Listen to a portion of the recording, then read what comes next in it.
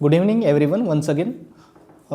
आपण अभ्यास करत आहोत लोकसंख्या भाग 1 या प्रकरणाचं, ज्यामध्ये आपल्याला अभ्यास करायचा आहे लोकसंख्येच्या वितरणासंबंधी.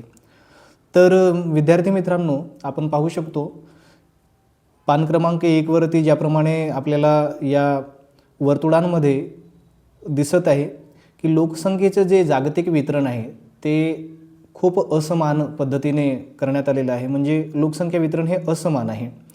विविध खंडांनी व्यापलेली भूमी किंवा क्षेत्र आणि त्या खंडांवरील असलेली लोकसंख्या यांचे प्रमाण अनेक बाबतीत व्यस्त स्वरूपाचं आपल्याला असं आढळून येतं. म्हणजेच उत्तर आणि दक्षिण अमेरिका या दोन खंडांनी जगाच्या एकूण भूमीच्या 28% क्षेत्र व्यापलेले असून जागतिक लोकसंख्येपैकी केवळ 18%च लोकसंख्या या दोन खंडात वितरित झालेली आहे. म्हणजे आपण या दोन खंडांच्या बाबतीत जर विचार केला मित्रांनो, तर आपल्याला असं आढळून येतं की जमिनीचं प्रमाण कुठे ना कुठेतरी या खंडांमध्ये जास्तीच आहे आणि ओके.